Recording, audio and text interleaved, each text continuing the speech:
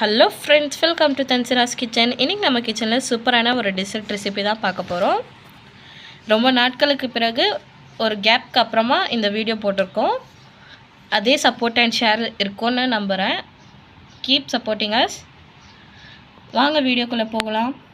வீட்டில் இருக்கிற வெறும் 3 பொருட்கள், அதுவும் சிம்பிளான ரெசிபி. இது டேஸ்ட் வந்து அட்டகாசமாக இருக்கும். எக் புட்டிங் தான் செய்ய போகிறோம். எப்படி செய்கிறதுன்னு வாங்க பார்க்கலாம்.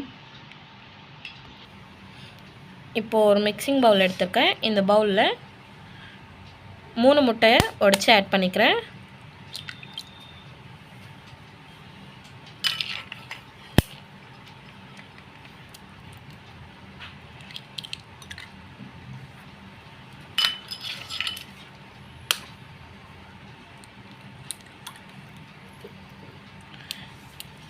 நுரை வர மாதிரி பீட் பண்ணி எடுத்துக்கோங்க. அப்படி பீட் பண்ண முடியலன்னா பிளெண்டரை வச்சு பீட் பண்ணிக்கலாம். நான் இன்றைக்கி கையில் பீட் பண்ணிக்கிறேன். இப்போ இதில் 1 கப் சுகர் எடுத்துருக்கேன்னா 1/2 கப் இதில் ஆட் பண்ணிவிட்டு 1/2 கப் கேரமலில் ஆட் பண்ணிக்கலாம். இந்த பேட்டரில் வெறும் 1/2 கப் தான் ஆட் பண்ணணும்.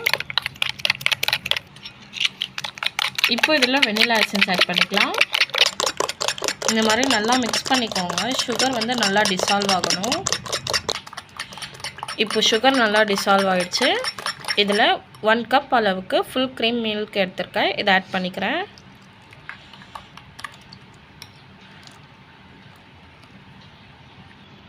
இப்போ இந்த மிக்ஸ் தனியாக இருக்கட்டும். இப்போது ஒரு சாட்டே பேனில் அந்த 1/2 கப் அளவுக்கு சுகர் வச்சுருந்தோன்னா அதை ஆட் பண்ணிக்கலாம். இதை நல்லா கேரமலைஸ் பண்ணிக்கலாம்.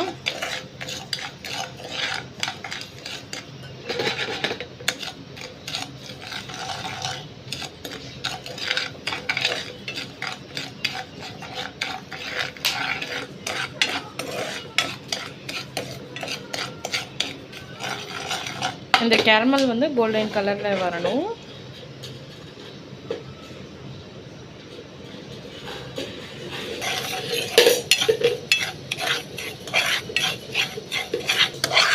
சுகர் வந்து கொஞ்சம் கொஞ்சமாக டிசால்வ் ஆகுது.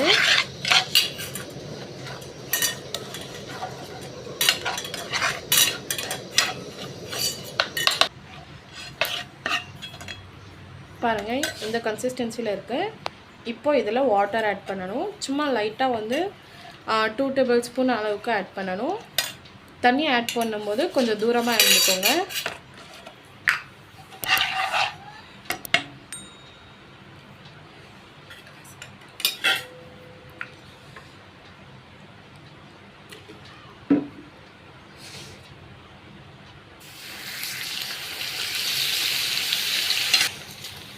லோ ஃப்ளேம்லேயே வச்சு இந்த கேரமலைஸ் பண்ணணும். ஹை ஃப்ளேமில் வேணாம். தண்ணி ஆட் பண்ணும்போது கொஞ்சம் கவனமாக ஆட் பண்ணிக்கோங்க. தண்ணி ஆட் பண்ணதுக்கப்புறமா இந்த மாதிரி ஒரு கோல்டன் கலரில் வரும், கோல்டன் ப்ரௌன் கலரில் வரும். அவ்வளோதான், இந்த கேரமலைஸ் ரெடி ஆயிடுச்சு. இந்த மாதிரி இப்போது ஒரு ஸ்டீல் பவுல் எடுத்துருக்கேன். இதில் தான் நான் அந்த புட்டிங் போட போகிறேன். உங்களுக்கு எந்த மாதிரி தேவைப்படுதோ அந்த மாதிரி எடுத்துக்கோங்க. இப்போ இந்த பண்ணி வச்சுருக்க இந்த கேரமல் ஆட் பண்ணிக்கலாம். Sugar caramel.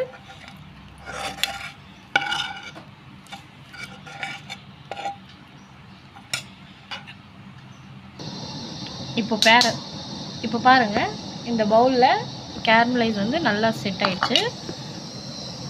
ஷேக் பண்ணால் வந்து அந்த லிக்விட் வந்து இது ஆகாது. இப்போ ஒரு கண்ணாடி மாதிரி இருக்கும். இதில் ஒரு ஃபில்டர் வச்சு இதில் மிக்ஸ் பண்ணி வச்சுருக்கேன். இந்த எக்கு இதெல்லாம் மிக்ஸ் பண்ணி வச்சுருக்கோம்ல, அதை ஆட் பண்ணிக்கலாம். ஃபில்டர் பண்ணி தான் ஆட் பண்ணணும். லம்ப்ஸ் எதுவும் இல்லாமல் இருக்கிறதுக்காக ஃபில்டர் பண்ணி ஆட் பண்ணிக்கிறேன்.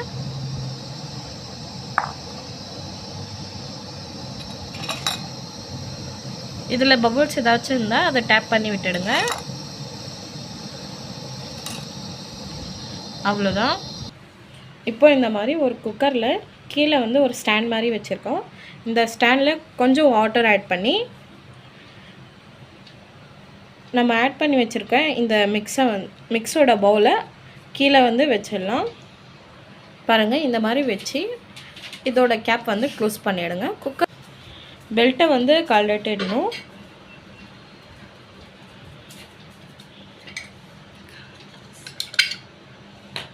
குக்கரோட விசில் கூட கழட்டிடணும்.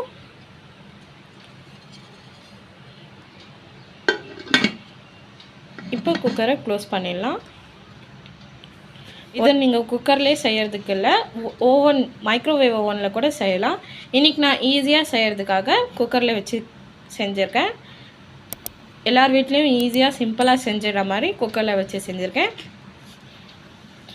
குக்கர்லேயே இல்லைனாலும் இட்லி பாத்திரத்துலேயும் நம்ம ஸ்டீம் பண்ணுற மாதிரி ஸ்டீம் பண்ணி எடுத்துக்கலாம். இந்த மிக்ஸில் இந்த மாதிரி ஒரு பிளேட்டை வந்து மூடிடுங்க. மூடினதுக்கப்புறமா குக்கரோட லிட்டு க்ளோஸ் பண்ணணும். பிளேட் மூடலைனாலும் அலுமினியம் ஃபைல் இருந்தால் அது கூட மூடி வச்சிடலாம். டோட்டலாக 20 மினிட்ஸ் நீங்கள் வச்சிடுங்க.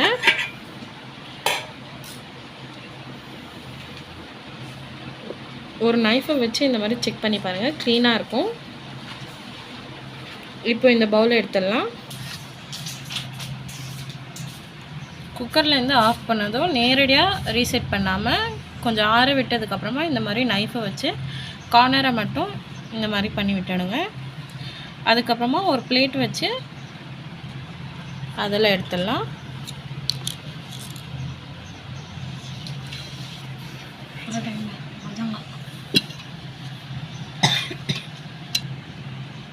அவ்வளோதான் ஃப்ரெண்ட்ஸ், பாருங்கள் எவ்வளோ சூப்பராக வந்திருக்கு. பாருங்கள் ஃப்ரெண்ட்ஸ், எவ்வளோ நல்லா வந்திருக்கு. அந்த கேரமல் எல்லாம் மெல்ட் ஆகி இங்கே நிற்குது. இப்போ உங்களுக்கு கட் பண்ணி காமிக்கிறேன்.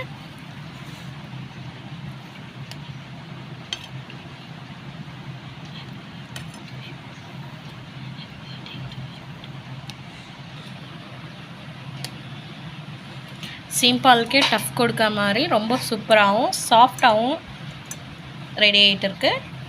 பாருங்கள், நீங்களும் இந்த ரெசிபியை வீட்டில் ட்ரை பண்ணி பாருங்கள், ரொம்பவே சூப்பராக இருக்கும். பாருங்கள் எவ்வளோ சூப்பராக ரெடியாக இருக்குது. நீங்களும் இந்த ரெசிபியை வீட்டில் ட்ரை பண்ணி பாருங்கள். பசங்களுக்கு சம்மரில் இந்த ரெசிபி செஞ்சு கொடுங்க. இதை நீங்கள் ஹாட்டாகவும் இல்லாமல் ஃப்ரிட்ஜில் வச்சு சில்லாகவும் சர்வ் பண்ணலாம். ரொம்பவே சூப்பரான ரெசிபி இது. இந்த ரெசிபியை நீங்களும் வீட்டில் ட்ரை பண்ணி பாருங்கள். 3 இன்க்ரீடியன்ஸை வச்சு சிம்பிளாக செஞ்சிடலாம். இந்த ரெசிபி பிடிச்சிருந்தா கமெண்ட்டில் ரெட் ஹார்ட் கமெண்ட் பண்ணுங்கள். பிடிச்சிருந்தா லைக் பண்ணுங்கள், ஷேர் பண்ணுங்கள், கமெண்ட் பண்ணுங்கள், மறக்காமல் சப்ஸ்கிரைபும் பண்ணிவிடுங்க. பாய்.